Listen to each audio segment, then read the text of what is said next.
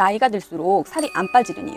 진짜 원인은 운동 부족이나 식단이 아니라 바로 우리 몸의 대사 스위치 상태입니다. 과거의 다이어트 방법들은 살을 빼기 위해서 무조건 적게 먹고 많이 움직이는, 즉 섭취 칼로리 빼기 소모 칼로리라는 단순한 계산법을 강조해 왔습니다. 하지만 현대의 대사과학, 내분비학이 발달하면서 알게 된 건 그 모든 결과를 결정하는 것은 우리 몸의 기초 대사량 상태이고, 그 기초 대사량을 결정하는 것은 바로 우리 몸이 지금 에너지를 태워도 되는 상태인지 에너지를 저장해야만 하는 상태인지에 대한 판단이라는 사실입니다. 우리 몸이 나 지금 굶주리고 있어, 나 에너지가 부족해 라고 느끼고 있다면 아무리 적게 먹고 열심히 운동해도 살은 빠지지 않습니다. 조금 오버하는 것처럼 들릴 수 있겠지만 우리 몸의 대사 시스템은 그렇게 관대하게 작동하지 않기 때문이죠. 우리 몸의 대사 스위치는 딱 두 가지 상태뿐입니다. 지금은 에너지를 써도 안전해, 아니면 에너지를 아껴야 해. 딱 이 두 가지 상태뿐이라는 거죠. 대부분의 사람들은 무리한 다이어트와 나이가 들면서 근육량이 줄어드는 과정을 반복하면서 몸이 후자, 즉 에너지를 저장해야 하는 상태를 기본값으로 삼아 버렸는데도 그 사실을 전혀 알아차리지 못합니다. 그래서 오늘 영상에서는 왜 나이가 들수록 기초 대사량이 낮아지고 살이 안 빠지는 몸이 되는지, 그리고 더 중요하게는 운동 없이도 이 대사 스위치를 다시 켜서 3개월 안에 10kg를 감량할 수 있는 가장 확실하고 현실적인 방법에 대해 이야기해 보겠습니다. 나이 들면서 예전만큼 안 빠진다, 다들 한 번쯤 느껴보셨죠? 사실 이건 의지가 약해서가 아니라 나이가 들면서 근육량이 줄고 반복된 다이어트로 몸이 적게 먹어도 되는 상태로 적응해버렸기 때문입니다. 그래서 오늘은 운동부터 시작하는 게 아니라 기초 대사량이 낮아진 몸을 다시 살리는 역발상 노하우를 알려드리려고 합니다. 그렇다면 가장 먼저 해야 할 일은 뭘까요? 운동부터 시작하는 게 아닙니다. 하루에 1시간씩 헬스장 가고 탄수화물 완전 끊고 저녁까지 굶는 것부터 시작하면 오히려 오래 버티기 어렵습니다. 특히 나이가 들수록 예전처럼 무작정 칼로리만 줄이는 방식은 체중 감량을 지속하기가 더 힘들어집니다. 그렇다면 운동 없이 기초 대사량을 높이는 가장 현실적인 방법은 뭘까요? 첫 번째로 잠, 바로 수면입니다. 사실 저는 처음 다이어트 할 때 잠부터 줄이려고 했어요. 잠이 엄청나게 많은 편이라 먹는 것보다 잠이 항상 이길 정도였거든요. 근데 늘 자도 졸리니까 피곤함도 너무 많이 느끼고 내가 남들보다 의지가 약하고 게을러서 살이 안 빠지나 싶어서 병원에 가서 검사까지 받을 정도였습니다. 그래서 살을 빼보겠다고 억지로 잠을 줄이고 졸린 몸을 이끌고 운동하러 나가고 오히려 몸을 좀 혹사시켰어요. 아무튼 결과를 말씀드리면 몸만 더 피곤해지고 식욕만 폭발해서 다이어트에 완전히 실패했습니다. 몸이 충분히 회복되지 않은 상태에서 무작정 잠을 줄이고 몸을 쥐어짜는 게 얼마나 위험한지 그때 알았습니다. 그리고 다시 시작했어요. 살을 빼려면 운동부터 해야 한다고 생각하지만 수면이 무너지면 식욕과 활동량이 관리하기가 훨씬 어려워집니다. 잠이 부족한 날에 이상하게 단 음식이 땡기고 하루 종일 몸이 무겁고 평소보다 움직이기 싫거든요. 실제로 수면 부족은 식욕 조절과 체중 관리에 불리하게 작용했습니다. 게다가 잠이 부족하면 우리 몸은 스트레스 상태로 인식해서 에너지를 오히려 저장하려는 방향으로 반응합니다. 대사가 낮아진 몸일수록 이 영향을 더 크게 받습니다. 그래서 다이어트를 시작하면서 가장 먼저 바꿔야 할 것은 운동 시간이 아니라 잠자는 시간일 수 있습니다. 매일 완벽하게 8시간을 자라는 이야기가 아니라 평소 1시에 자고 있다면 12시로 당겨보세요. 잠들기 직전까지 스마트폰 보는 습관이 있다면 그 시간을 30분만 줄여보세요. 이렇게 몸이 회복될 수 있는 환경을 먼저 만들어주라는 겁니다. 그리고 두 번째가 정말 중요합니다. 더 적게 먹는 게 아니라 제대로 먹는 겁니다. 다이어트 시작하면 제일 먼저 밥부터 줄이잖아요. 아침은 커피 한 잔으로 버티고 점심은 샐러드, 저녁은 굶습니다. 처음에는 체중이 빠지는 것처럼 보이죠.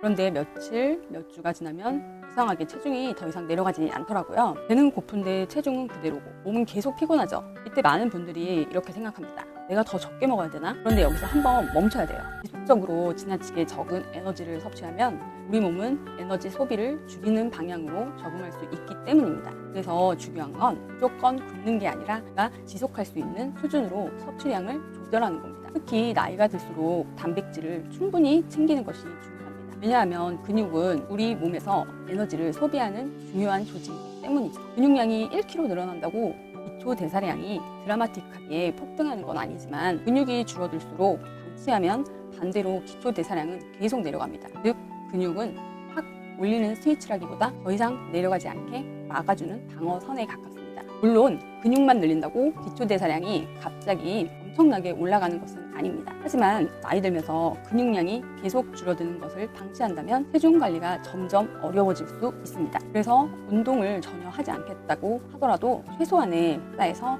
단백질과 채소, 적절한 탄수화물과 지방 지방을 균형 있게 챙겨야 합니다. 세 번째는 좋은 지방을 지나치게 두려워하지 않는 겁니다. 다이어트 할 때 지방만 보면 무조건 피하시는 분들 많습니다. 지방을 먹으면 몸에 지방으로 쌓이는 거 아니야? 제가 영상에서 늘 강조하는 부분이지만 지방은 우리 몸에 반드시 필요한 영양소입니다. 특히 올리브 오일, 견과류, 생선처럼 불포화 지방이 많은 식품을 적절하게 활용하면 식단의 만족도를 높이면서 균형 잡힌 식사를 만드는 데 도움을 줄 수 있습니다. 다만 여기서 중요한 게 있습니다. 좋은 지방 먹어야지 하면서 올리브 오일 드시는데 사실 잘못 고른 올리브 오일 먹으면 다이어트에 아무런 도움이 안 될 뿐 아니라 오히려 몸에 안 좋은 기름을 먹는 꼴이 될 수 있거든요. 시중에 판매되는 수많은 올리브 오일 중에 영양소가 다 파괴된 기름이나 건강에 좋은 성분은 거의 없는 제품들이 생각보다 많더라고요. 90% 이상 광고나 리뷰만 보고 샀다가 속고 계신 거죠. 다들 이미 거의 아시겠지만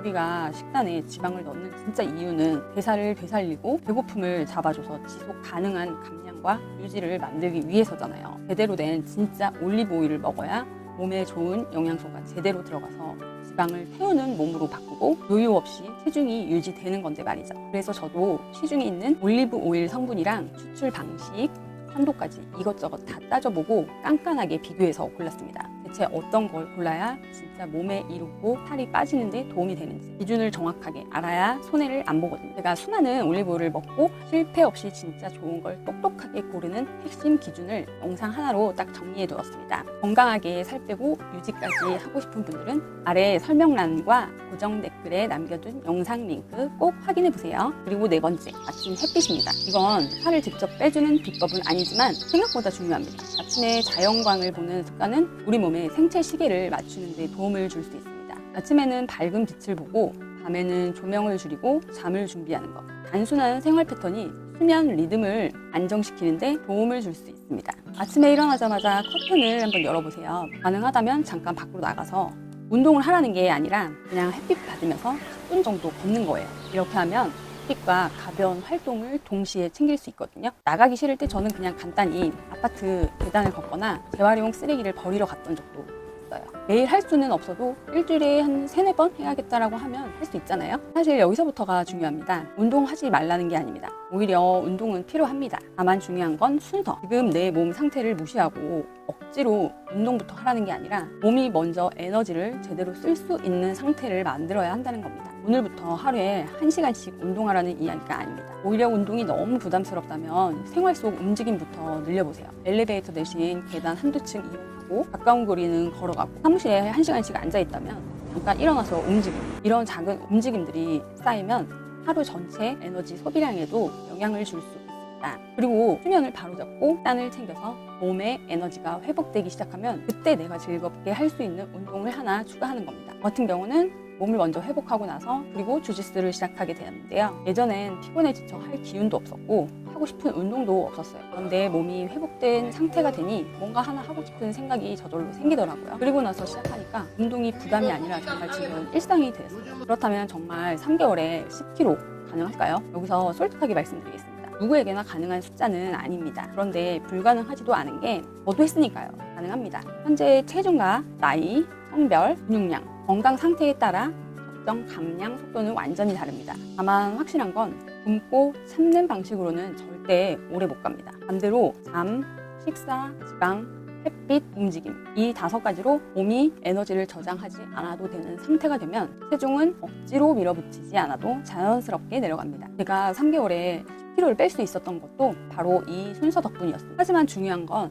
10kg라는 숫자가 아닙니다. 지금까지 계속 굶었다가 폭식하고 운동했다가 포기하고 다시 굶는 패턴을 반복했다면 이제는 방법을 바꿔야 돼요. 기초 대사량을 마법처럼 확 올려주는 음식도 없고 하루 만에 대사를 되살리는 방법도 없습니다. 대신 몸이 정상적으로 기능을 할 수 있는 환경을 만들어주면서 체중을 꾸준히 줄이는 방법은 있습니다. 잠을 회복하고 굶지 않으면서 식사를 정리하고 단백질을 충분히 챙기고 좋은 지방을 적절하게 활용하고 햇빛과 생활 습관을 바꾸고 조금씩 움직이는 겁니다. 그리고 체중이 조금씩 내려가기 시작하면 그때 운동하는 겁니다. 결국 살이 빠지는 몸을 만드는 가장 현실적인 방법은 몸을 더 혹사시키는 것이 아니라 오래 지속할 수 있는 생활을 만드는 겁니다. 오늘부터 딱 하나만 바꿔보세요. 무조건 적게 먹는 대신 오늘 밤 잠자는 시간을 30분 앞당기는 것부터 시작해보세요. 그 작은 변화가 여러분의 다이어트를 완전히 다르게 만드는 첫 번째 스위치가 될 수 있습니다.